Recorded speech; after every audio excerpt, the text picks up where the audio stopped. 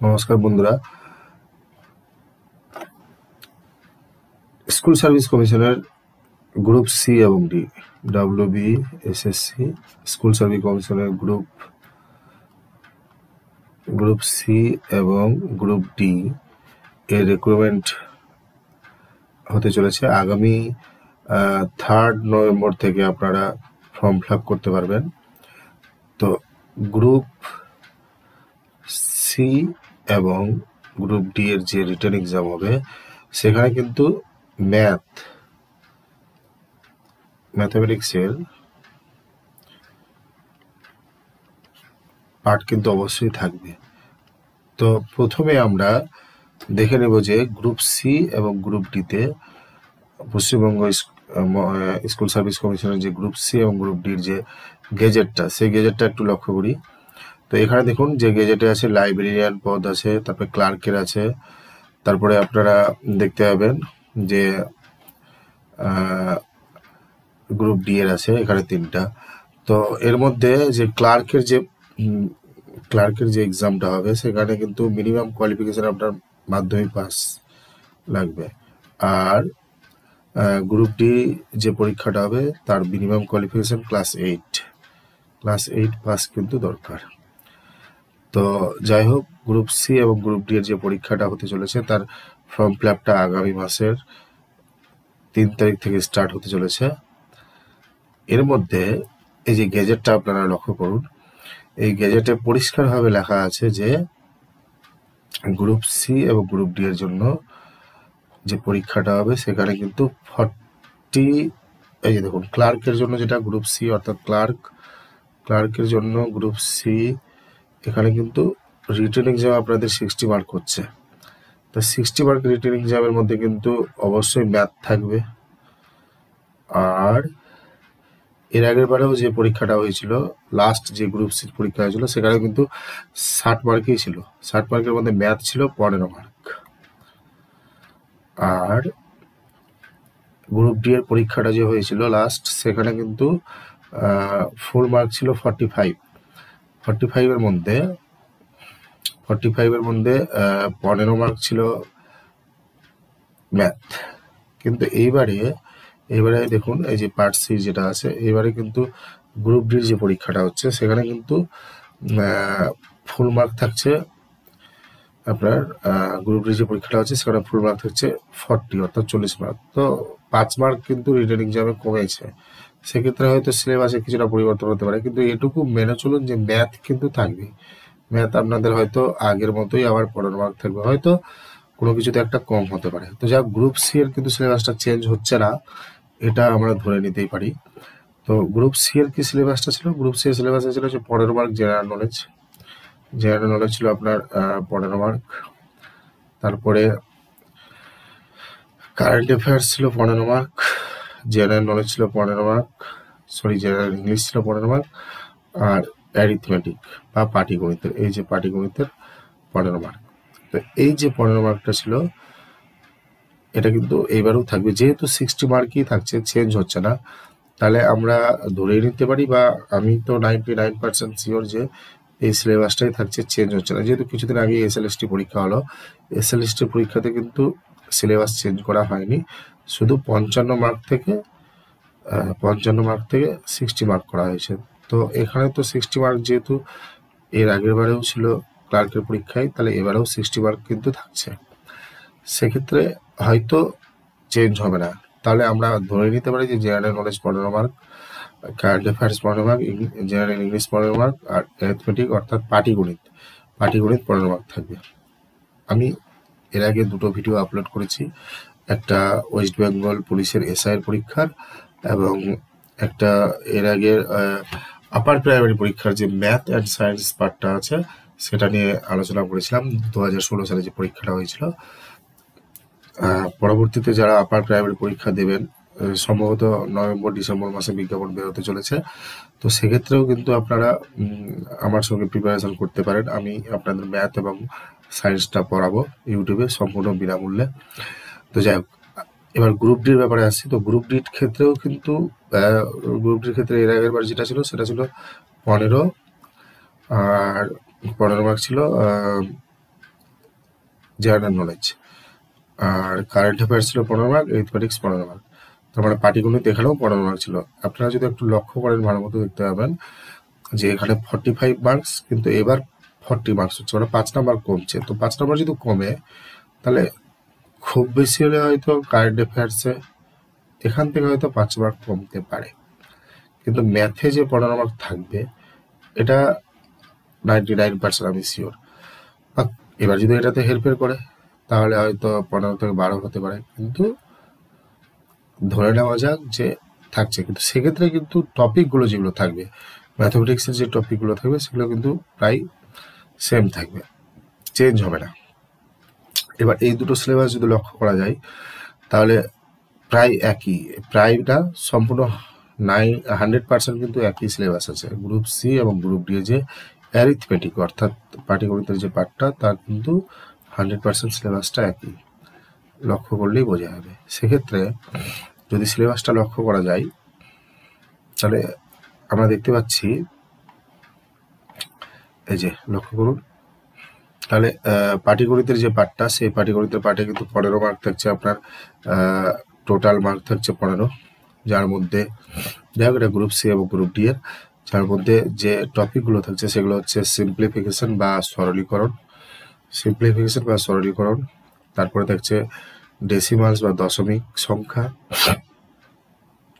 তারপরে recurring decimal বা পৌনঃপুনিক দশমিক বা যেটাকে আবৃত দশমিক আমরা বলি, তারপরে ডিভিজিবিলিটি বা বিভাজ্যতা, তারপরে ফ্র্যাকশন বা ভগ্নাংশ, এলসিএম ও এসএফ, এলসিএম এবং এসএফ হলো গিয়ে লসাগু ও গসাগু, তারপর পার্টনারশিপ বা অংশীদারিত্ব যেটা অংশীদারি কারবার, তারপরে আর কি কি আছে দেখে নেওয়া যাক। অ্যাভারেজ বা গড়, রেশিও অনুপাত এবং সমানুপাত, পার্সেন্টেজের অঙ্ক থাকবে, তারপরে প্রফিট লস ডিসকাউন্ট মানে লাভ ক্ষতি এবং ছাড় যেটা আছে ছাড়, এই অঙ্কগুলো থাকবে।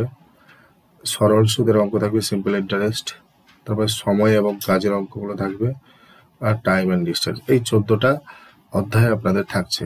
তো আমি আমার চ্যানেলে আপনাদের এই সবগুলোই করাবো এক এক করে। প্রথমে যেটা হবে সেটা হলো সরলীকরণ, অর্থাৎ প্রথম ভিডিওটা যেটা আজকে স্টার্ট হবে সেটা সরলীকরণ থেকে স্টার্ট হবে। কিন্তু সরলীকরণ করার আগে আমাদের যে কয়েকটা জিনিস জানতে হবে সেটা হচ্ছে সংখ্যা সম্পর্কে বা ডিজিট।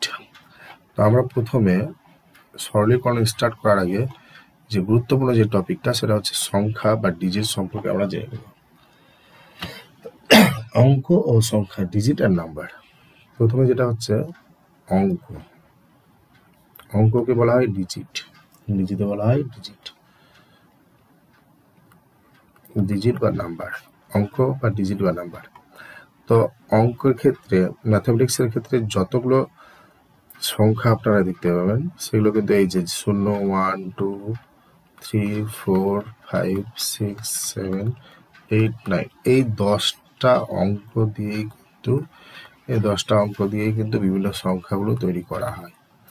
তো এই যে 10টা আছে, এই 10টাকে আমরা বলবো অঙ্ক বা ডিজিট, অঙ্ক বা ডিজিট। তাহলে 0 থেকে শুরু করে 9 পর্যন্ত এইগুলো হচ্ছে এক একটা ডিজিট। তাহলে 0 একটা ডিজিট, 1, 2, 3, 4, 5, 6, 7, 8, 9 এই 10টা হলো ডিজিট। আর এই 10টা ডিজিট দিয়ে আমরা কোনো একটা সংখ্যা তৈরি করতে পারবো। আপনারা কিন্তু বলে এটা 5, তাহলে এই 5কে আমরা কিন্তু ডিজিট বলতে পারবো বা অঙ্ক, ডিজিট বা অঙ্ক বলবো। আবার 5কে এক অঙ্কের সংখ্যাও বলা যায়, যেমন ধরুন 3 to 9 এটা হচ্ছে একটা সংখ্যা, এটা একটা সংখ্যা, এটাকে আমরা বলবো সংখ্যা বা নাম্বার, এটাকে আমরা সংখ্যা বা নাম্বার বলবো। তো এই 3 to 9 এর ক্ষেত্রে 3, 2 এবং 9 এর ক্ষেত্রে আমরা যেটা দেখবো সেটা হচ্ছে গিয়ে কি 3টা সংখ্যা দিয়ে তৈরি, একটা হলো 3টা অঙ্ক দিয়ে তৈরি, একটা 3, একটা 2, একটা 9। তাহলে এটা হচ্ছে একটা 3 অঙ্কের সংখ্যা, এটাকে বলবো আমরা একটা 3 অঙ্কের সংখ্যা। তাহলে 3 to 9 এটা একটা 3 অঙ্কের সংখ্যা যার মধ্যে 3টা অঙ্ক আছে। কি কি অঙ্ক? একটা হলো 3, একটা 2, একটা 9। এবার যদি আপনাকে হয়তো জিজ্ঞাসা করছে, ধরুন একটা প্রশ্ন আপনাকে জিজ্ঞাসা করলো যে 5 3, 9 এই তিনটা অঙ্ক দিয়ে একটা সংখ্যা তৈরি করুন। তাহলে এই তিনটা অঙ্ক দিয়ে আমরা কি সংখ্যা তৈরি করব? যে কোনো একটা সংখ্যা তৈরি করতে পারি আমরা 5, 9, 3 বা 3, 9, 5 বা 9, 5, 3 বা 9, 3, 5 এভাবে আমরা অনেকগুলো সংখ্যা তৈরি করতে পারব। আচ্ছা, তাহলে 5 একটা অঙ্ক, 3 একটা অঙ্ক, 9 একটা অঙ্ক, এই তিনটা অঙ্ক দিয়ে আমরা এতগুলো সংখ্যা তৈরি করলাম। এগুলো কিন্তু সবগুলোই 3 অঙ্কের সংখ্যা। 993, 593, 395, 953, 935 এগুলো হচ্ছে সবগুলো 3 অঙ্কের সংখ্যা। তাহলে এখানে লক্ষ্য করুন, এই যে আমি বললাম 0, 1, 2, 3, 4, 0, 1, 2, 3, 4, 5, 6, 7, 8, 9 এগুলো কিন্তু সবগুলো এক একটা অঙ্ক। বারবার বলছি, এগুলো সবগুলো এক একটা অঙ্ক বা ডিজিট। এগুলো সব এক একটা অঙ্ক বা ডিজিট। এবার এই সংখ্যাগুলো দিয়ে যদি লক্ষ্য করা যায়, তাহলে এখানে সব থেকে বড় ডিজিট বা বড় অঙ্ক কোনটা? সব থেকে বড় ডিজিট বা বড় অঙ্ক হচ্ছে গিয়ে 9 বা 9। সব থেকে বড় ডিজিট বা বড় অঙ্ক হচ্ছে 9। আর সব থেকে ছোট ডিজিট বা ছোট অঙ্ক হচ্ছে গিয়ে 0। কিন্তু 0 ভ্যালুলেস, এর কোনো মান থাকে না। এবার ধরুন এখান থেকে আপনাকে বলছে যে, ধরুন একটা প্রশ্ন জিজ্ঞাসা করলো যে 5, 3, 9 এই তিনটা সংখ্যা দিয়ে, বা চারটা সংখ্যা দিলে হয়তো 5, 3, 9, 6 এই চারটা অঙ্ক দিয়ে আপনি এই 4 অঙ্কের বৃহত্তম সংখ্যা নির্ণয় করুন। 4 অঙ্কের বৃহত্তম সংখ্যা, তাহলে দেখুন 4 অঙ্কের যদি বৃহত্তম, যেহেতু এটা 4টায় অঙ্ক আছে, একটা 5, একটা 3, একটা 9, একটা 6, 4টা অঙ্ক আছে, তাহলে 4টা অঙ্ক দিয়ে আমরা বৃহত্তম সংখ্যা যখন করবো, তাহলে এর মধ্যে থেকে বড় থেকে ছোট আকারে সাজিয়ে দেবো তালিকা। তো সব থেকে বড় কি আছে? 9, তারপরে 6, তারপরে 5, তারপরে 3। তো এটা হলো আমার 4 অঙ্কের বৃহত্তম সংখ্যা। কিন্তু যদি বলে 4 অঙ্কের ক্ষুদ্রতম সংখ্যা তৈরি করবো, আমরা ছোট থেকে বড়টা লিখবো 3, 5, 6, 9। এটা একটা 4 অঙ্কের বৃহত্তম সংখ্যা। এবার ধরুন এখানে কিন্তু একটা ব্যতিক্রম আছে। ধরুন মনে করো আপনাকে বলো যে 5092, এক্ষেত্রে আপনি বৃহত্তম সংখ্যাটা কি করবেন? এক্ষেত্রে আপনি বৃহত্তম সংখ্যাটা করবেন 9520। এটা হচ্ছে বৃহত্তম, রাইট? সঠিক, সরি। কিন্তু ক্ষুদ্রতম সংখ্যাটা কি হবে? ক্ষুদ্রতম সংখ্যা হবে গিয়ে 0259। এইটা কিন্তু যদি আপনি লিখে দেন তাহলে আপনার ভুল হয়ে যাবে। কেন ভুল হয়ে যাবে? কারণ দেখুন 0259 মানে কি, জিরোটার প্রথমে জিরো দিলে এটার কোনো মূল্য থাকে না। ধরুন 0259 টাকা, তারপরে কত টাকা হচ্ছে? 259 টাকা হচ্ছে। মানে প্রথমে যে জিরো আছে তার কিন্তু মূল্য থাকছে না, তারপরে 259 টাকা আছে। তাহলে কিন্তু এটা 4 অঙ্কের সংখ্যা হলো না, এটা তখন এখন 3 অঙ্কের সংখ্যা হয়ে গেল। এটা যেহেতু 3 অঙ্কের সংখ্যা হয়ে গেল, তাহলে আমাকে বলেছে কিন্তু কি 4 অঙ্কের ক্ষুদ্রতম সংখ্যা। আমাকে বলেছে 4 অঙ্কের ক্ষুদ্রতম সংখ্যা। তাহলে 4 অঙ্কের ক্ষুদ্রতম সংখ্যা যদি বলে, তাহলে 4 অঙ্কের ক্ষুদ্রতম সংখ্যা, 4 অঙ্কের ক্ষুদ্রতম সংখ্যা। তাহলে তখন আমি কি করব?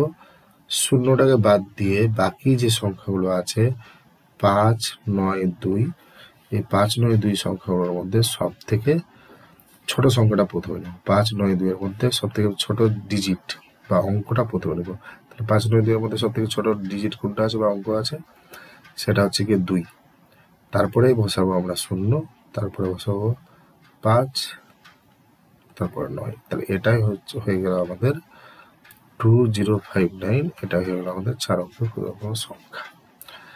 আচ্ছা, এবার যেহেতু আমরা সংখ্যা সম্পর্কে জানছি, তাহলে এখানে আবার নতুন করে একটা জিনিস শিখে নেব। সেটা হলো গিয়ে কি, প্রথম হচ্ছে স্বাভাবিক সংখ্যা। স্বাভাবিক সংখ্যা, স্বাভাবিক সংখ্যা কোনটা? স্বাভাবিক সংখ্যা হচ্ছে 1 থেকে স্টার্ট করে যতগুলো সংখ্যা আছে, 1, 2, 3 ডট ডট ডট ডট করে 2 কোটি, 4 কোটি, 5 কোটি যতগুলো সংখ্যা আছে সবগুলো হচ্ছে স্বাভাবিক সংখ্যা। তাহলে স্বাভাবিক সংখ্যা স্টার্ট হয় সবসময় 1 দিয়ে, এটা মনে রাখবেন।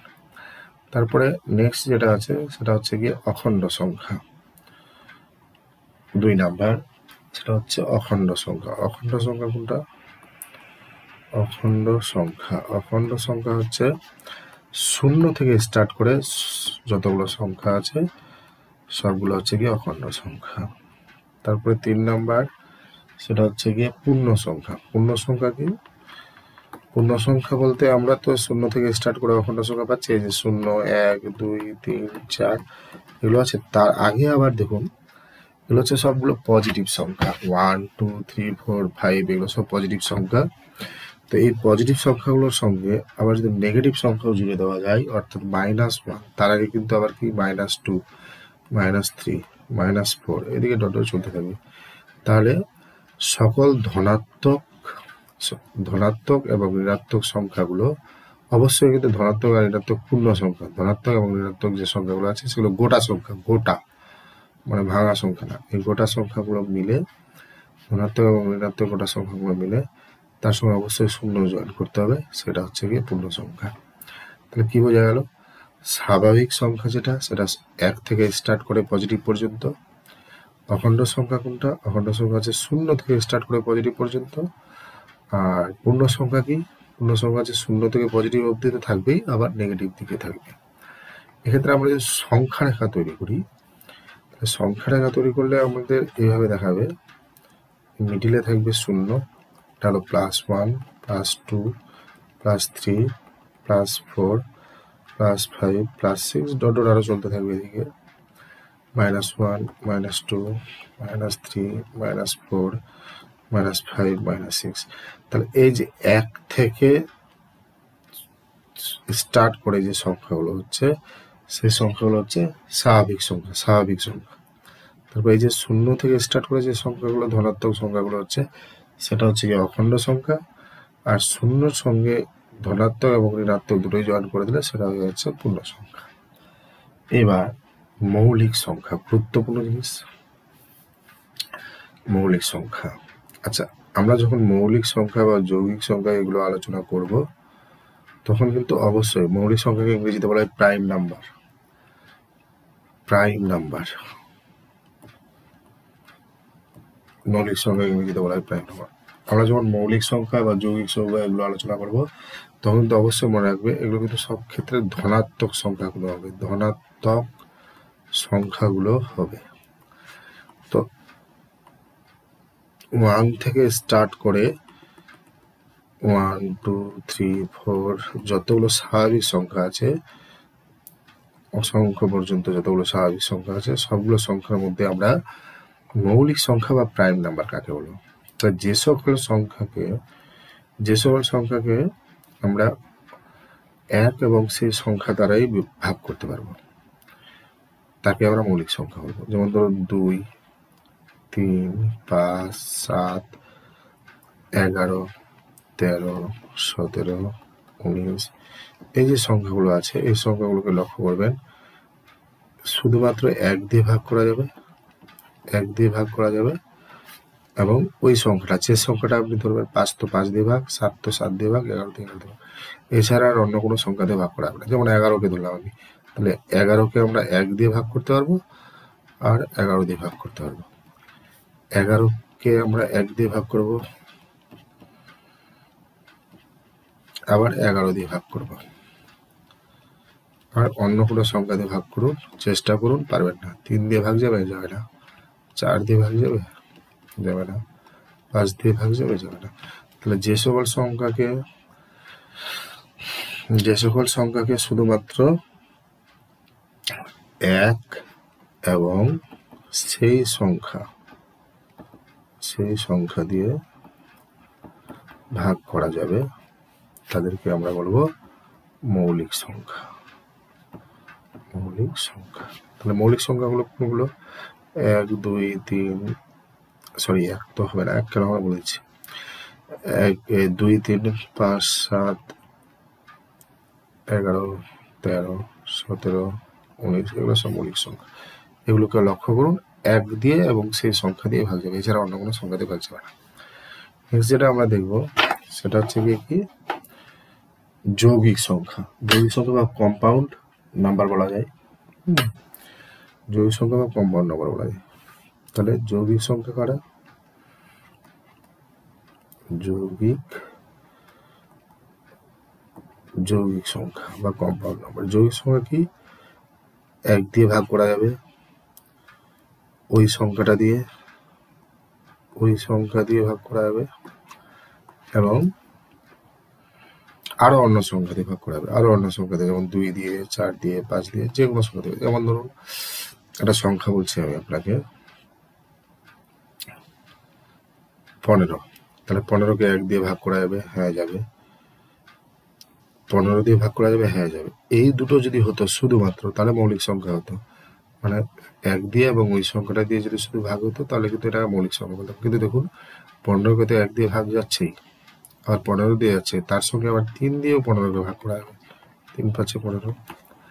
আবার 15কে 5 দিয়েও ভাগ করা যাবে, 5 3 15। তাহলে 15কে কোন কোন সংখ্যা দিয়ে ভাগ যাচ্ছে? 15কে ভাগ যাচ্ছে 1 দিয়ে, 3 দিয়ে, 5 দিয়ে, 15 দিয়ে। তাহলে 2 বা তার বেশি সংখ্যা দিয়ে যখনই ভাগ করা যাবে, তখনই সেটা হয়ে যাচ্ছে যৌগিক সংখ্যা। এই সংখ্যাকে আমরা বলবো যৌগিক সংখ্যা। দেখুন আমাদের কিন্তু সিলেবাসে এই সংখ্যাগুলো নেই, আপনারা লক্ষ্য করুন, এই সংখ্যাগুলো কিন্তু নেই। আমাদের সিলেবাসে আছে সরলীকরণ, সিম্পলিফিকেশন, দশমিক, বিভাজ্যতা, আবৃত দশমিক। কিন্তু এগুলো কেন দেখছি? এগুলো দেখার কারণ হলো, যখনই আমরা সরলীকরণ করব, তার আগে আমাদের অবশ্যই এই জিনিসগুলো জেনে নিতে হবে। সেই জন্যই আমরা এই জিনিসগুলো শিখে নিচ্ছি। তাহলে যৌগিক সংখ্যা তো হয়ে গেল। এবার আমরা যেটা গুরুত্বপূর্ণ, সেটা হচ্ছে গিয়ে,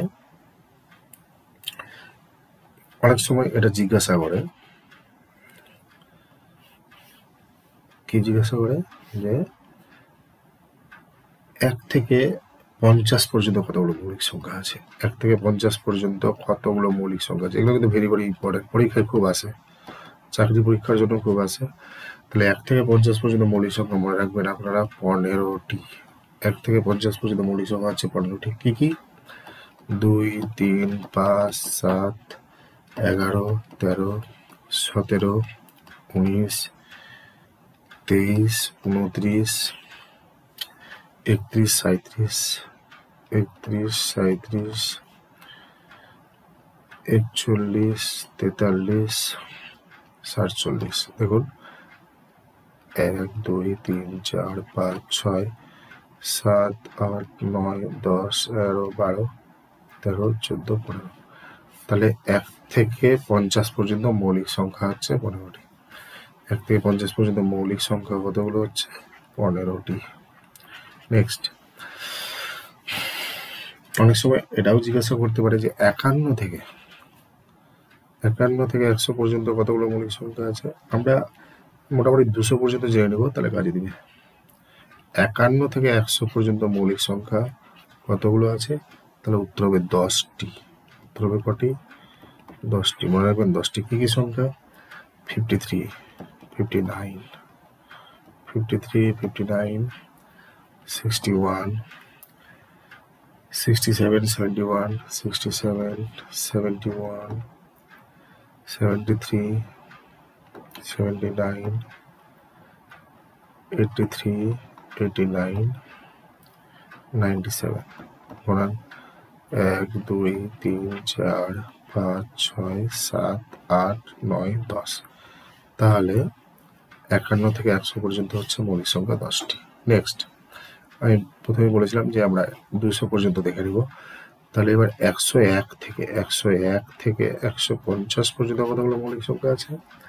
হ্যাঁ, তাহলে এখানেও আছে আমার 10টি মৌলিক সংখ্যা। 10টি মৌলিক সংখ্যা বা প্রাইম নাম্বার। কি কি সংখ্যাগুলো 10টা? 101 103 107 109 103 107 109 113 127 131 113 127 131 137 139 149 137 139 149। কাউন্ট করুন 1 2 3 4 5 6 7 8 9 10। তাহলে 1 থেকে 150 পর্যন্ত মৌলিক সংখ্যা আছে 10টি। এবার 151 থেকে 200 পর্যন্ত কতগুলো মৌলিক সংখ্যা? তো 151 থেকে 200 পর্যন্ত মৌলিক সংখ্যা আছে 11টি মৌলিক সংখ্যা। কি মৌলিক সংখ্যাগুলো ফটাফট করে লিখে দেবো। 151, 157, 163, 163, 167, 173, 167, 173, 179, 179, 181, 181, 193, 197, 199। 1, 2, 3, 4, 5, 6, 7, 8, 9, 10, 11। তাহলে এগুলো হচ্ছে গিয়ে মৌলিক সংখ্যা সম্পর্কে তথ্য। আচ্ছা, নেক্সট, শূন্য সম্পর্কে আমরা কিছু একটা জ্ঞান শিখি, কিছুগুলো একটু জেনে নিই। শূন্য বা জিরো সম্পর্কে একটা জিনিস জেনে নেবো। দেখুন, মনে রাখবেন, জিরোর সঙ্গে কোনো সংখ্যা যদি যোগ করি, প্রথমে যোগটা দেখে নিব আমরা। জিরোর সঙ্গে যদি কোনো সংখ্যা যোগ করি তাহলে সেটাই উত্তর আসবে। জিরোর সঙ্গে যদি আমরা 5 যোগ করি তাহলে উত্তর 5। এই যে জিরোর সঙ্গে 5 যোগ করলে 5। আমরা যদি জিরোর সঙ্গে 13 যোগ করি 13, তাহলে জিরোর সঙ্গে যে সংখ্যা যোগ করবো সেটাই আসবে। নেক্সট, বিয়োগ। যদি আমরা বিয়োগটা একটু মনে রাখবেন, দুই রকমের হবে। যদি আমরা কোনো একটা সংখ্যা থেকে 0 বিয়োগ করি তাহলে সেই সংখ্যাটা উত্তর আসবে। যেমন 13 থেকে 0 বিয়োগ করলাম 13, 15 থেকে 0 বিয়োগ করলাম 15। কিন্তু উল্টোটা একটু আলাদা। উল্টোটা কিরকম আলাদা? যদি আমরা 0 থেকে 13 বিয়োগ করি উল্টো, তাহলে উত্তর হবে -13। আর 0 থেকে যদি 15 বিয়োগ করি তাহলে উত্তর হবে -15। অর্থাৎ 0 থেকে যদি আমরা কোনো একটা সংখ্যা বাদ দিই তাহলে সেই সংখ্যাটা ঋণাত্মক সংখ্যা পেয়ে যাব, তার অপোজিট ঋণাত্মক সংখ্যা পেয়ে যাব। আচ্ছা, এবার আমরা গুণের ক্ষেত্রে একটু দেখে নেওয়া যাক। গুণের ক্ষেত্রে কি হয়? গুণের ক্ষেত্রে হবে 0কে যে কোনো সংখ্যা দিয়ে গুণ করলে 0 উত্তর হবে। 3কে 0 দিয়ে গুণ করলাম 0, 5কে 0 দিয়ে গুণ করলাম 0, 0কে যদি 9 দিয়ে গুণ করি 0। এক্ষেত্রে আর অন্য কোনো নিয়ম নেই, মাইনাস দিয়ে গুণ করলেও তাই হবে। 0 ইন্টু -3 ইকুয়াল টু 0। নেক্সট, ভাগের ক্ষেত্রে কিন্তু একটু নিয়মটা আলাদা। যদি আমরা কোনো সংখ্যাকে যদি আমরা 0 দিয়ে ভাগ করি তাহলে সেটার উত্তর হয়, কোনো সংখ্যাকে 0 দিয়ে ভাগ করলে সেটার অসঙ্গত, মানে এর কোনো মানে থাকে না, অসঙ্গত। এটা ভাগ করা সম্ভবই না, অসঙ্গত। কোনো সংখ্যাকে 0 দিয়ে ভাগ করা অসঙ্গত। আর উল্টোটা, যদি 0 দিয়ে কোনো সংখ্যাকে ভাগ করি তাহলে 0 দিয়ে যদি কোনো সংখ্যাকে ভাগ করি সেক্ষেত্রে কিন্তু ভাগফল যেটা হবে সেটা হচ্ছে গিয়ে 0।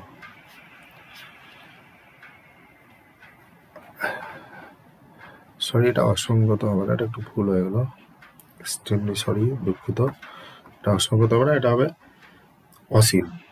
এটা হবে অসীম, মানে কোনো সংখ্যাকে 0 দিয়ে ভাগ করলে সেটা হয়ে যাবে অসীম, অসীম বা ইনফিনিটি। অসীম বা ইনফিনিটি হবে। তাহলে কখন অসঙ্গত হবে? 0কে যদি আমরা 0 দিয়ে ভাগ করি, 0কে 0 দিয়ে ভাগ, তখন এটা হচ্ছে অর্থহীন বা অসঙ্গত, যেটাকে ইংরেজিতে বলে আনডিফাইন্ড। এটাকে বলবো আমরা অসঙ্গত।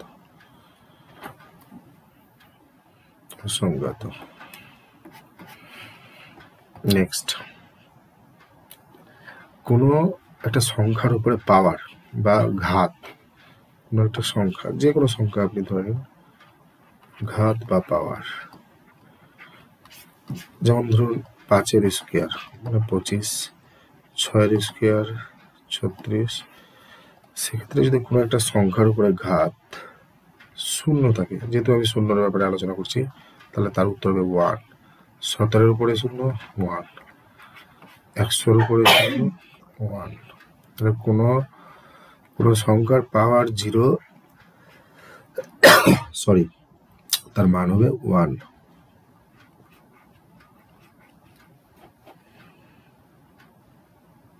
নেক্সট,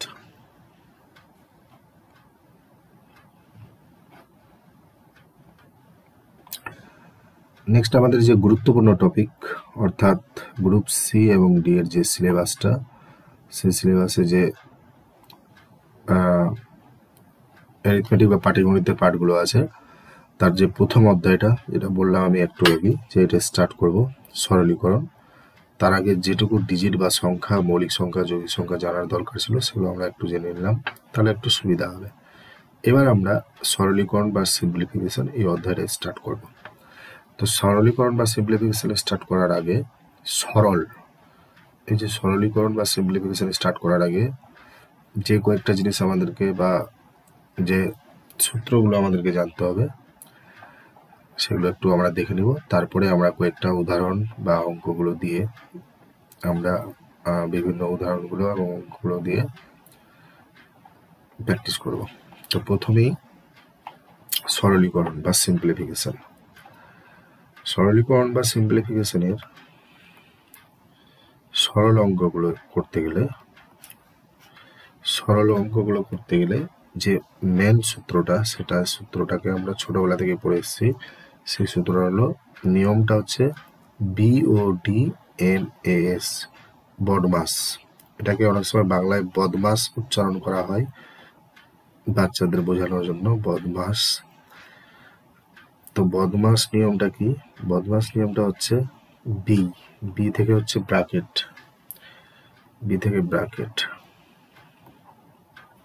ব্র্যাকেট বা বন্ধনী।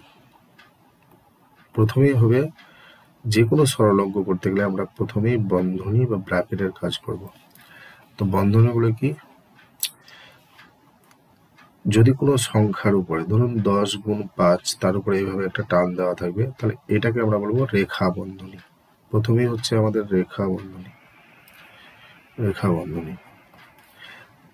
তারপরে যদি এইভাবে থাকে, সেটাকে, ধরুন 10 গুণ 5 আছে, এইভাবে আছে, এটাকে বলবো আমরা প্রথম বন্ধনী বা ফার্স্ট ব্র্যাকেট বলা হয়। প্রথম বন্ধনী বা ফার্স্ট ব্র্যাকেট বলা হয়।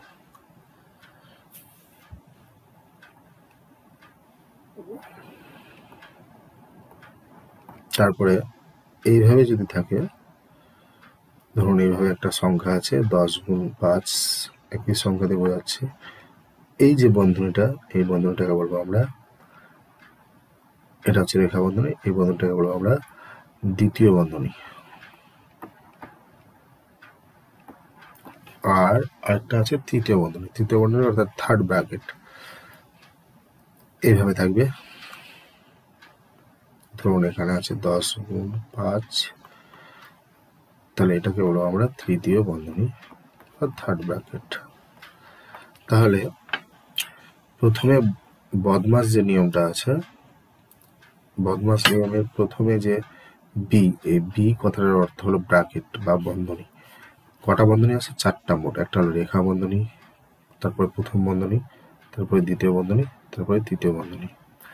তাহলে অনেক সময় কিন্তু ম্যাক্সিমাম অঙ্কে রেখা বন্ধনীটা থাকে না, প্রথম বন্ধনী, দ্বিতীয় বন্ধনী, তৃতীয় বন্ধনী। মনে রাখবেন, যে কোনো সরল অঙ্ক করতে গেলে প্রথমে আমরা বদমাসের বি দিয়ে কাজ করব। বি কথাটার অর্থ হলো বন্ধনীগুলো দিয়ে কাজ করব। আর এই বন্ধনীগুলোর মধ্যে প্রথমে আমরা করব রেখা বন্ধনীর কাজ, তারপর প্রথম বন্ধনী, তারপর দ্বিতীয় বন্ধনী, তারপর তৃতীয় বন্ধনী। এটা কিন্তু মনে রাখতে হবে। আবার দেখা হলো প্রথমে দ্বিতীয় বন্ধনীর কাজ করবো, এটা কখনো হবে না। দেখবো অঙ্কটাতে যে রেখা বন্ধনী আছে কিনা, যদি থাকে তাহলে এটার কাজ আগে করব। তারপরে দেখবো প্রথম বন্ধনী আছে কিনা, যদি থাকে তারপরে তার কাজ আগে করব। তারপরে দ্বিতীয় বন্ধনী, তারপর তৃতীয় বন্ধনী শেষে। নেক্সট, বদমাস নিয়মে এবার আমরা যেটা ও থেকে যেটা আছে, সেটা হচ্ছে গিয়ে কি অফ বা এর, অফ বা এর। কিছু কিছু সরল অঙ্কে এর কথাটা উল্লেখ করে দিবে। আবার ধরুন এরকম একটা সরল অঙ্ক আছে 35 ব্র্যাকেট স্টার্ট 9 বিয়োগ 2। এক্ষেত্রে কিন্তু প্রথমে বন্ধনীর কাজ করবো আমরা, বন্ধনী মানে এটার কাজ। তাহলে 35 9 মাইনাস 2 ইকুয়াল টু 7। এইখানে কি বসাবো? এখানে কিন্তু গুণ চিহ্ন হয় না, এটা কিন্তু ভুল। এখানে যেটা বসে সেটাই হচ্ছে এর, এটা কিন্তু মনে রাখবেন। গুণ চিহ্ন দিবেন না, কখনো গুণ চিহ্ন দিবেন না। এখানে হচ্ছে এর, আর এই এরটাই হচ্ছে গিয়ে বদমাস নিয়মের ও বা অফ বা এর কাজ। তাহলে কোনো চিহ্ন যদি না থাকে, চিহ্ন না থাকলে অফ বা এর, এই এর কাজটা করবো। নেক্সট বদমাস নিয়মের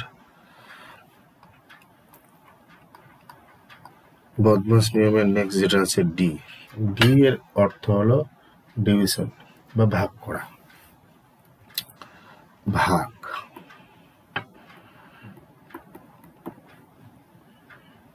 ডিভিশন বা ভাগ করা, যে ভাগ। তারপরে এম, এম হচ্ছে মাল্টিপ্লিকেশন বা গুণ। তারপরে এ, এ থেকে হচ্ছে গিয়ে অ্যাডিশন বা যোগ। তারপরে এস, এস থেকে হচ্ছে সাবস্ট্রাকশন বা বিয়োগ। তাহলে কি বোঝা গেল? প্রথমে বি, বদমাস নিয়মের প্রথমে বি বা ব্র্যাকেটের কাজ, এটা হচ্ছে বি থেকে ব্র্যাকেট বা বন্ধনীর কাজ। তারপরে ও, ও থেকে অফ বা এর কাজ। তারপরে এখানে এর মানে আমরা গুণ করব কিন্তু গুণ, কিন্তু চিহ্নটা থাকবে না। চিহ্ন না থাকলে এর হবে। বা কোনো একটা সংখ্যার পরেই যদি মনে করুন যে কোনো একটা সংখ্যার পরে কোনো চিহ্ন দেওয়া নেই, চিহ্ন না দেওয়া মানে এর, কিন্তু আমরা করব চিহ্ন না দেওয়া মানে অফ বা এর, কিন্তু আমরা করব গুণ। তারপর হচ্ছে এম এ এস, এখানে ডি থেকে হচ্ছে গিয়ে ডিভিশন মানে ভাগ, এটা হচ্ছে ভাগ। তারপরে মাল্টিপ্লিকেশন মানে গুণ, তারপরে যোগ, তারপরে বিয়োগ। তো প্রথমে আমরা কয়েকটা উদাহরণ দেখে নিই। তো সরলের কয়েকটা গুরুত্বপূর্ণ উদাহরণ, যেমন ধরো এখানে একটা অঙ্ক আছে। অঙ্কটা আমি এইভাবে নিজে একটা তৈরি করে দিচ্ছি। অঙ্ক ধরুন 36 3 ইন্টু 10 প্লাস 2 মাইনাস 4। সেক্ষেত্রে আমরা কি করব? প্রথমে ব্র্যাকেট আছে কি, বন্ধনী আছে? বন্ধনী নেই। সবসময় কিন্তু এই নিয়মটা ফলো করবে। বন্ধনী, এই অঙ্কটাতে বন্ধনী নেই, কোথাও চিহ্ন দেওয়া নেই, সব জায়গায় চিহ্ন দেওয়া আছে। তারপরে অফ বা এর নেই। এবার দেখুন এখানে ভাগ আছে, গুণ আছে, যোগ বিয়োগ, মানে ভাগ গুণ যোগ বিয়োগ। তাহলে আমরা কোনটা করবো? প্রথমে ভাগের কাজ, ডি মানে ডিভিশন, ভাগের কাজ। তাহলে চোখ বন্ধ করে আগে ভাগের কাজ করে দিই। 36কে 3 দিয়ে ভাগ, 12 গুণ 10 যোগ 2 বিয়োগ 4। এবার কিসের কাজ করবো? ভাগের কাজ হয়ে গেল। এবার আমরা গুণের কাজ করব। তাহলে গুণের কাজ, এই যে দেখুন গুণ 12 10 120 যোগ 2 বিয়োগ 4। এইবার আসছে যোগ বিয়োগ।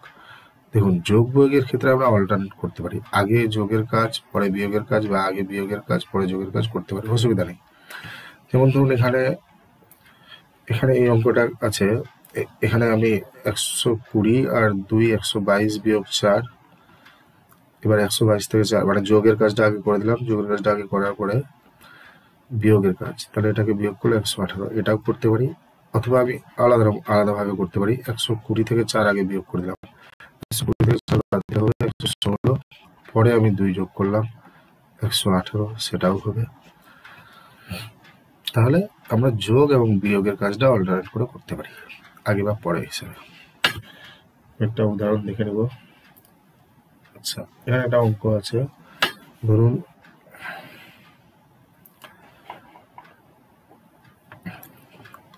2 নম্বর অঙ্ক।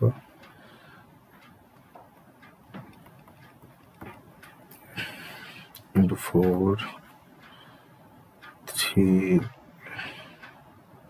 into 8 minus 3 plus 6। আচ্ছা দেখো এই বন্ধনী এখানে প্রথমে আমরা দেখবো যে ব্র্যাকেট আছে কিনা, BODMAS, তাহলে ব্র্যাকেট আছে কিনা, হ্যাঁ আছে। তাহলে ব্র্যাকেটের মধ্যে কি ব্র্যাকেট আছে, ফার্স্ট ব্র্যাকেট আছে, ফার্স্ট ব্র্যাকেট এখানেও আছে, এখানেও ফার্স্ট ব্র্যাকেট। তো আমরা এই দুটো ফার্স্ট ব্র্যাকেট কাজ একসঙ্গে করতে পারি, ঠিক আছে, একসঙ্গে করা যাবে। তাহলে 40কে 5 দিয়ে ভাগ করলে 8। আচ্ছা এইখানে এই যখন এই ব্র্যাকেটের কাজ করবো, এখানে গুণ আছে, বিয়োগ আছে, যোগ আছে, কোনটা করবো আগে, এই যে দেখুন গুণ যোগ বিয়োগ। তাহলে প্রথমে এখানে তো ভাগ নেই, তাহলে প্রথমে আমরা গুণ করব। গুণ যোগ বিয়োগের মধ্যে যেটা হলো গুণ, এটা যোগ, এটা বিয়োগ, এটা গুণ, এটা যোগ, এটা বিয়োগ। প্রথমে আমরা গুণের কাজ, তাহলে এখানে গুণের কাজ করব। পরের লাইনে আমরা, আচ্ছা পরের লাইনে শুধু যোগ বিয়োগ থাকছে, তো আমি বলেছিলাম যোগ বিয়োগটা আগে পরে করা যাবে, যোগ আর বিয়োগের কাজটা আগে পরে করা যাবে, অসুবিধা নেই। তাহলে আমরা কি করব, দেখুন বন্ধনের কাজ কিন্তু এখনো শেষ হয়নি, বাকি কিন্তু আমরা এখানে 8 গুণ 4 আছে, এই 8 গুণ 4টাকে কিন্তু আমরা আগে গুণ করব না, কখনো এই গুণটা 8 4 32 করে দেবো না, কারণ বন্ধনের কাজ এখনো শেষ হয়নি। তো বন্ধনের কাজটা করে নিই। আচ্ছা আবার যোগ বিয়োগের কাজ, আপনারা যোগ বিয়োগের কাজ একসঙ্গেও করতে পারেন, পরীক্ষার সময় আমরা একসঙ্গে করে নেবো, অসুবিধা নেই। যেহেতু চাকরির পরীক্ষা আমাদের তাড়াতাড়ি উত্তর দিতে হবে, তাই আমরা এটা তাড়াতাড়ি একসঙ্গে করবো। যেমন ধরুন 24 থেকে 3 বাদ দিলাম, 24 থেকে 3 বাদ দিলাম, হয়ে গেল 21, 21 আর 6, 21 আর 6 কত হচ্ছে 27, তাহলে আমরা এখানে লিখে দেবো 27। এইবার 4 আর এই 27-এর মাঝখানে কোনো চিহ্ন নেই, এখানেই হবে অফ বা এর, তাহলে অফ বা এর কাজ। এবার দেখুন লক্ষ্য করুন বদমাস নিয়মে যেটা আছে যে অফের কাজ আগে করব। এখানে দেখুন দুটো জিনিস আছে, এখানে কি আছে, অফ আছে আর গুণ আছে, দুটো জিনিস আছে একসঙ্গে। কোনটার কাজ আগে করবো, দেখুন অফ মানেও গুণ আর গুণ মানেও গুণ, তাহলে আমরা দুটো একসঙ্গে করতে পারি, কোনো অসুবিধা নেই। তাহলে আমরা কি করবো, আমরা এখানে 27কে 4 দিয়ে আগে গুণ করলে পরে 8 দিয়ে গুণ, এটাও করতে পারি বা আগে পরে করতে পারি। 4 7 28, 8 হাতে হলো 2, 4 2 8 2 10, 108, 8 8 64।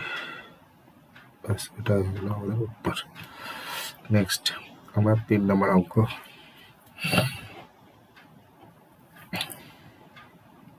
আচ্ছা একটা অঙ্ক দেখে নিব।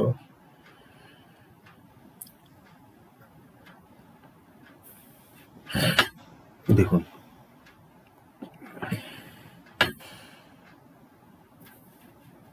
40 minus 5 bracket 4 into 5 minus 3। আচ্ছা এখানে আমরা একটা ভাগ চিহ্ন দিলাম। আচ্ছা আরেকটা অঙ্ক সঙ্গে সঙ্গে করবো, দেখুন একই সংখ্যাগুলো রাখবো, শুধু এটা 4 5 minus 3, ঠিক আছে। দেখুন এটা আর এটা একই সংখ্যা, দেখুন এটা হচ্ছে 40 বা 40, 40 বা 40, এটা হচ্ছে 40 বা 40, 5 5 4 4 5 5 3 3।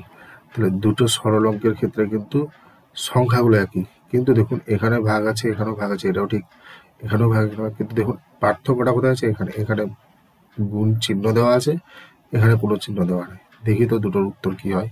দেখুন কোনো চিহ্ন দেওয়া না থাকলে এর হবে, কোনো চিহ্ন দেওয়া না থাকলে এর হবে, কিন্তু উত্তরটা কি একই হবে, দেখা যাক। প্রথমে বন্ধনীর কাজ, ঠিক আছে আমরা বন্ধনীর কাজ করে নিচ্ছি। 40কে 5 দিয়ে ভাগ করলে 8 ভাগ 4, এখানে কিন্তু গুণ চিহ্ন দেওয়া আছে, তাই গুণ চিহ্নটা বসবে। 5 থেকে 3 বাদ দিলাম 2। আচ্ছা এবার বলুন ভাগ আর গুণ এই দুটোর মধ্যে কোনটার কাজ আগে করব, দেখুন বদমাস নিয়মে ভাগ আর গুণ, এটা হচ্ছে ভাগ, এটা হচ্ছে গুণ, কোনটার কাজ আগে করব, অবশ্যই আগে ভাগের কাজ পরে গুণের কাজ।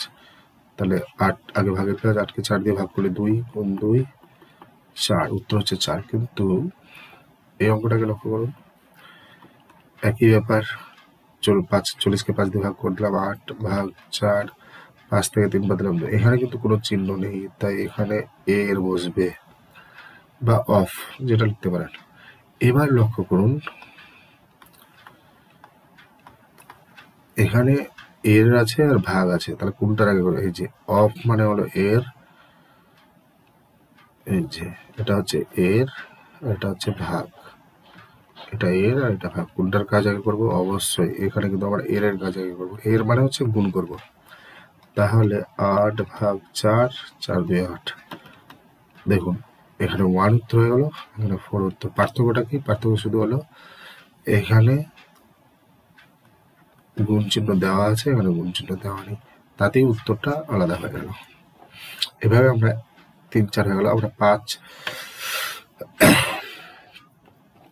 আমরা এবার একই সরলের মানে একই সংখ্যার বিভিন্ন চিহ্ন দিয়ে সরলগুলো করি, তাহলে বুঝতে পারবো। যেমন ধরুন এখানে একটা চিহ্ন দেওয়া আছে, আমরা ডিজিটগুলো একই নেব, 20 যোগ 8 ভাগ 4 বিয়োগ 2।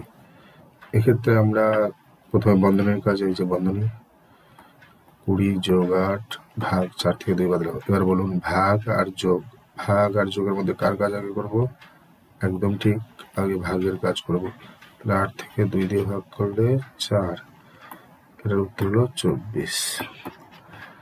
একইভাবে 6 নম্বর অঙ্ক আমরা যদি দেখি, ঠিক আছে, এটাও 20 যোগ 8 করে দিলাম, 4 বিয়োগ 2 করলাম, ভাগ 4 বিয়োগ 2, 20 যোগ 8 4 বিয়োগ 2 একই করলাম, কিন্তু ব্র্যাকেটটা চেঞ্জ করলাম। এখানে এটা ব্র্যাকেট রেখে দিলাম, এখানে এটা ব্র্যাকেট। দেখি এবার, তাহলে 20 থেকে 8 বাদ, প্রথম বন্ধনীর কাজ, তাহলে এখানেও একটা প্রথম বন্ধনী, এখানেও একটা প্রথম বন্ধনী, মানে এক কথায় প্রথমে আমাকে বন্ধনী বা ব্র্যাকেটের কাজ করতে হবে, বি বদমাসের বি এর কাজ করতে হবে। 20 যোগ 28 ভাগ 4 থেকে 2 বাদ দিলে 2। এবার ভাগ, 28কে 2 দিয়ে ভাগ করে 14। তো দেখুন সংখ্যা একই, চিহ্ন একই, খালি ব্র্যাকেটগুলো আলাদা আলাদা জায়গায়। একইভাবে আমরা 7 নাম্বারটাও দেখি। 7 নাম্বার দেখি, একইভাবে একই সংখ্যা রাখবো, 20 যোগ 8 ভাগ 4 বিয়োগ 2। এখানে শুধু এইটা পরিবর্তন করতে হবে। দেখি এবার, 20 যোগ 28 ভাগ 4 বিয়োগ 2। বলুন ভাগের কাজ আগে না বিয়োগের কাজ? তাহলে অবশ্যই ভাগের কাজ আগে, তাহলে ভাগের কাজটা আগে হবে। 28কে 4 বাদ দিয়ে ভাগ করলে হবে 7 বিয়োগ 2 5। আচ্ছা আরেকটা, 20 বিয়োগ 8 4 বিয়োগ 2 দেখি। প্রথমে বন্ধনীর কাজ, 20 বিয়োগ 8 4 থেকে 2 বাদ দিলাম 2। এখানে কোনো চিহ্ন নেই, কোনো চিহ্ন নেই, তাহলে অফ বা এর বসবে। এবার বলুন বিয়োগের কাজ আগে না অফের কাজ? তাহলে অবশ্যই অফের কাজ আগে হবে। তাহলে 20 বিয়োগ 8 2 16, উত্তর হবে 4। দেখুন প্রতি ক্ষেত্রে উত্তরগুলো কিন্তু আলাদা আলাদা বেরোচ্ছে। আবার একটা দেখি, 9 নাম্বার, 20 বিয়োগ 8 আর 4 বিয়োগ 2। 20 থেকে 8 বাদ দিলে 12, 4 থেকে 2 বাদ দিলাম 2, কোনো চিহ্ন নেই, অফ, 12 দিয়ে 24।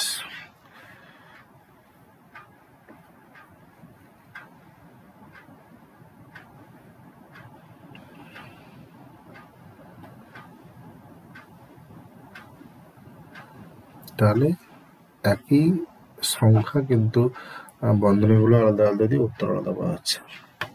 এখানে একটা কতগুলো অঙ্ক হলো, একটা অঙ্ক দেখে নিই আমরা। 10 নম্বর,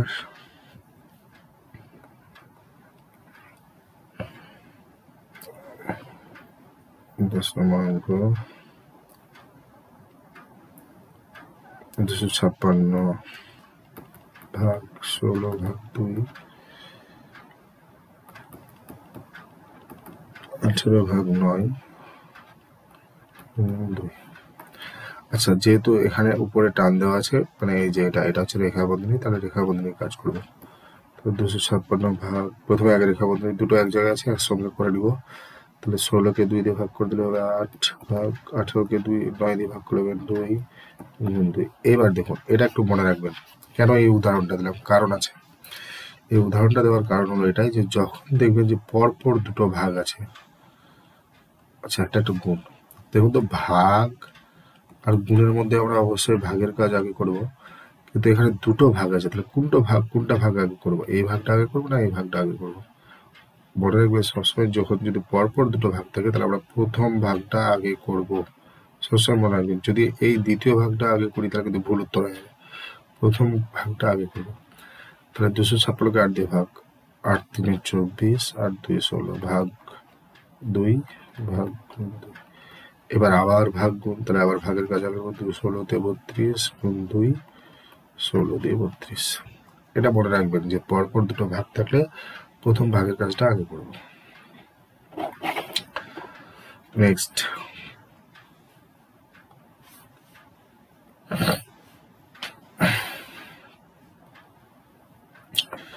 আমরা যেটা দেখব পূর্ণ সংখ্যা, যেটা প্রথমেই আপনাদের শেখানো হয়েছে, পূর্ণ সংখ্যার সরল। পূর্ণ সংখ্যার সরলটা কি? দেখুন উপরে বলেছি পূর্ণ সংখ্যা মানে হচ্ছে কি ধনাত্মক এবং ঋণাত্মক সংখ্যা সহ সকল সংখ্যাগুলোকে বলবো আমরা পূর্ণ সংখ্যা। এই যে পূর্ণ সংখ্যা, শূন্য থেকে স্টার্ট করে পজিটিভ এবং নেগেটিভ সব সংখ্যাগুলোকে পূর্ণ সংখ্যা বলা হয়। অবশ্যই কিন্তু গোটা সংখ্যা হবে না, ভগ্নাংশ না। তাহলে সেক্ষেত্রে আমরা যেটা পূর্ণ সংখ্যার সরল কিভাবে, দেখুন পূর্ণ সংখ্যাতে কিন্তু মনে রাখবেন, ধনাত্মক মানে পজিটিভ সংখ্যা থাকবে আর ঋণাত্মক বা নেগেটিভ সংখ্যা থাকবে,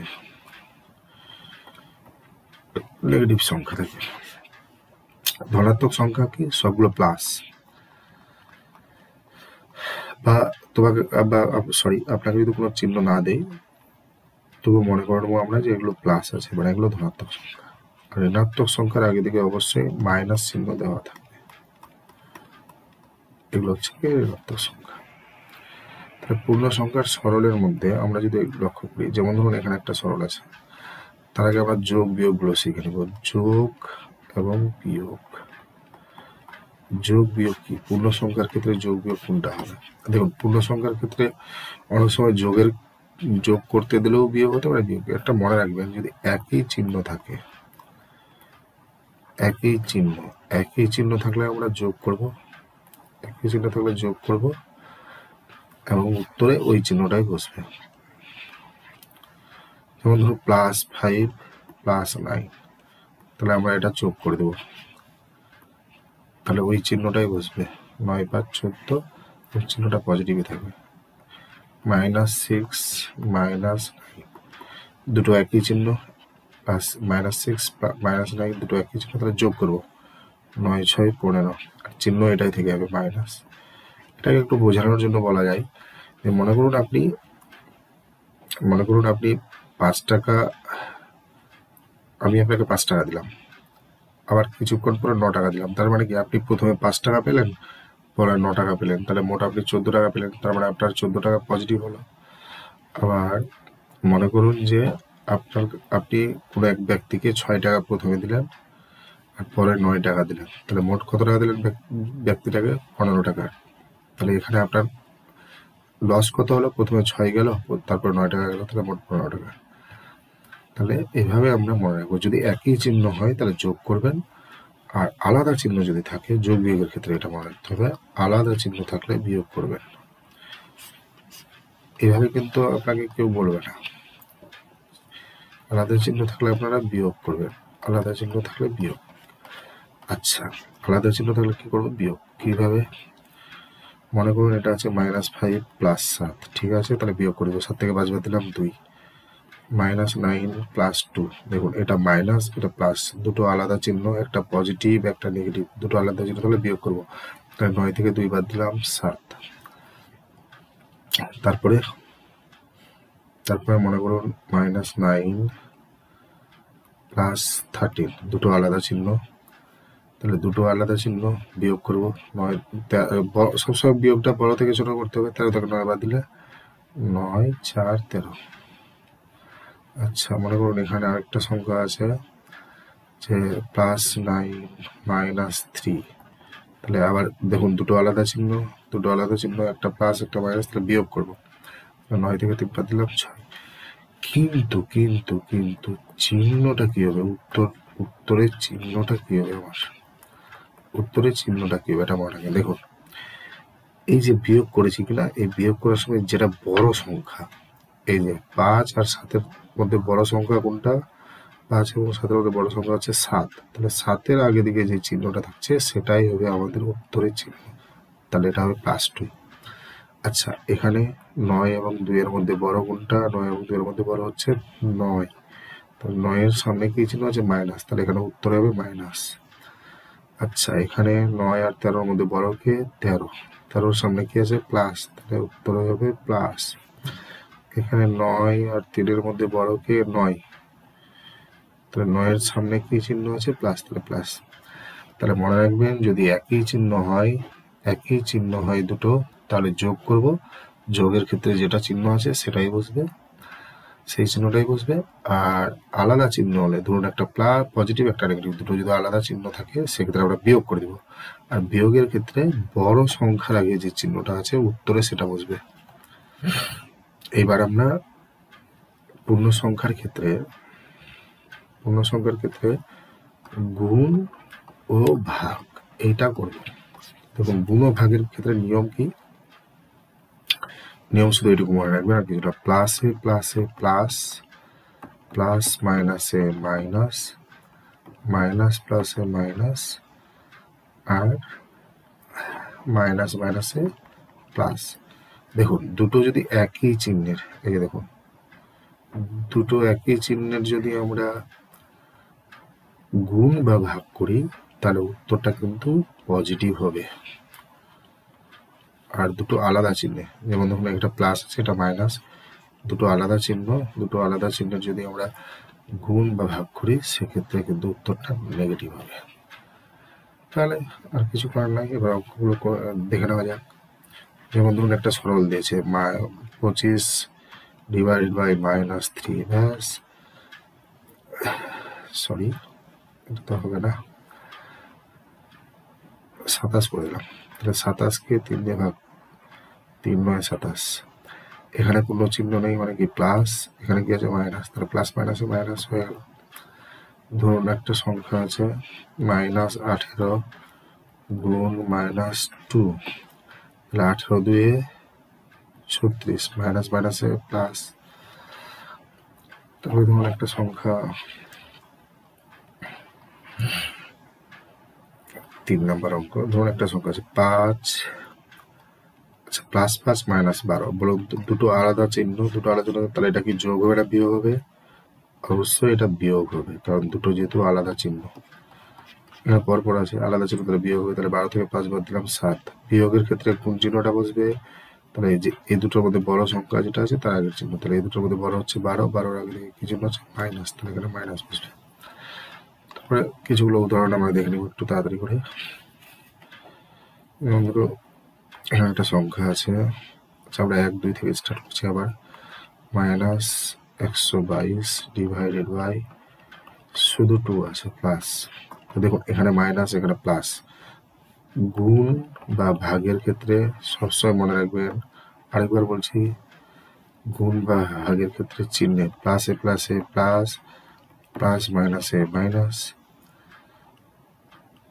মাইনাস প্লাসে মাইনাস, মাইনাস মাইনাসে প্লাস হবে। তাহলে এটা মাইনাস প্লাস, মাইনাস প্লাসে মাইনাস। এবার 122-কে 2 দিয়ে ভাগ করো, 2 6 12, 2 2 হয়ে গেল। নেক্সট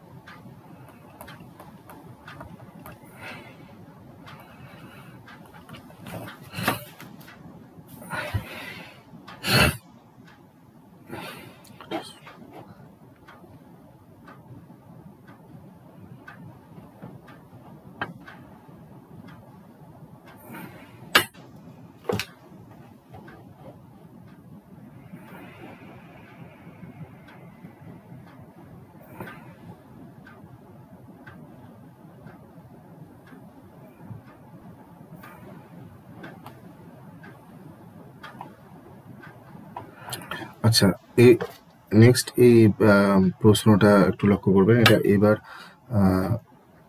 পশ্চিমবঙ্গ পুলিশের, ওয়েস্টবেঙ্গল পুলিশের এসআই পরীক্ষাতে এটা এসেছিল। এটা আমরা এটার সঙ্গে সলভ করে নিচ্ছি। তো রুট ওভার অফ 324 আছে, এটার বর্গমূল হবে, অর্থাৎ 324-এর বর্গমূল হবে 18, আর 256 বর্গমূল হবে 16। এবার এভাবে আছে সংখ্যাটা, এখানে তৃতীয় বন্ধনীটা এখানে আছে। এবার আমরা দ্বিতীয় বন্ধনীর কাজটা এখনো কমপ্লিট হয়নি। তাহলে 18 থেকে 16 বাদলাম 2 মাইনাস 4.5, আচ্ছা 2-কে 4.5 দিয়ে গুণ করলে হবে 9, কিন্তু এখানে কোনো চিহ্ন নেই, মানে প্লাস প্লাস মাইনাসে মাইনাস 9 হয়ে যাবে। আচ্ছা, তার বাইরে আবার একটা মাইনাস আছে, তাহলে এই মাইনাস মাইনাসে গুণ করলে হচ্ছে প্লাস 9, তাহলে সঠিক উত্তর হবে 9। আচ্ছা, যাই হোক, আজকে এই পর্যন্ত। নেক্সট আমরা এর পরবর্তীতে আমরা যে গ্রুপ সি এবং গ্রুপ ডি এর যে সিলেবাস আছে, তার যে বিভিন্ন অঙ্কগুলো আছে সিলেবাস ধরে ধরে, সেগুলো আমরা করব। এখানে আজকে আমাদের দেখুন, আজকে আমাদের যেটা হলো সরলীকরণ চ্যাপ্টারটা সম্পর্কে একটা ধারণা হয়ে গেল। সরলীকরণ সম্পর্কে এই চ্যাপ্টারটাতে শুধু একটাই গুরুত্বপূর্ণ কথা, সেটা হলো বদমাস, আর কিছু না। এটা আপনাদের ভালো মতো মনে রাখতে হবে। এটা আমাদের হয়ে গেল। আমরা পরবর্তীতে এই সরলীকরণ অধ্যায় থেকে বিভিন্ন প্রতিযোগিতামূলক পরীক্ষায় কি কি প্রশ্ন এসছে সেগুলো নিয়ে আলাদা আলোচনা করব, সেটা একটা আলাদা ভিডিও হবে। আর সে এরপরের দিন আমরা নেক্সট দশমিক বা ডেসিমাল যে আছে দশমিক, এই অধ্যায়টা নিয়ে আলোচনা করব। আচ্ছা, আমার যে চ্যানেলটা, সেই চ্যানেলের নাম হলো গিয়ে বেঙ্গল ক্যারিয়ার একাডেমি। এটা একটা আমার নতুন ইউটিউব চ্যানেল।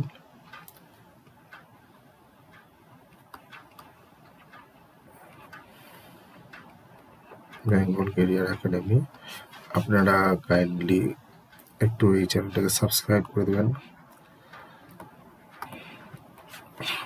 ভিডিওটা ভালো লাগলে লাইক করবেন এবং বন্ধুদের সঙ্গে অবশ্যই শেয়ার করবেন। আর আমার এই চ্যানেলে আপনারা যে সুবিধাগুলো পাবেন সেটা হলো গিয়ে সম্পূর্ণ বিনামূল্যে ফ্রিতে আপনারা পশ্চিমবঙ্গের যে আপকামিং গুরুত্বপূর্ণ পরীক্ষাগুলো, সেটা হচ্ছে গিয়ে ওয়েস্ট বেঙ্গল এসএসসি এর গ্রুপ সি, তারপরে ওয়েস্ট বেঙ্গল এসএসসি এর গ্রুপ ডি, তারপরে ওয়েস্ট বেঙ্গল এসএসসি এর আপার প্রাইমারি, তারপরে পশ্চিমবঙ্গ পুলিশের কনস্টেবল এক্সাম, এছাড়া আরো বিভিন্ন প্রতিযোগিতামূলক পরীক্ষার জন্য যে মেন ম্যাথমেটিক্সের যে পার্টটা,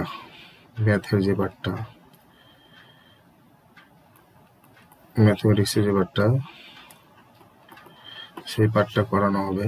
তার সঙ্গে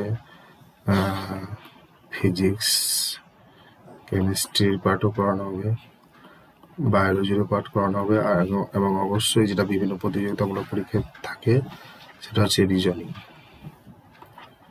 রিজনিংটা অবশ্যই করানো হবে। তো আপনারা একটু আমাকে সাপোর্ট করুন, যেহেতু এটা একটা আমার নতুন চ্যানেল। কাইন্ডলি সাপোর্ট করবেন এবং সাবস্ক্রাইব করবেন। আজ এই পর্যন্তই, ভালো থাকবেন, ধন্যবাদ।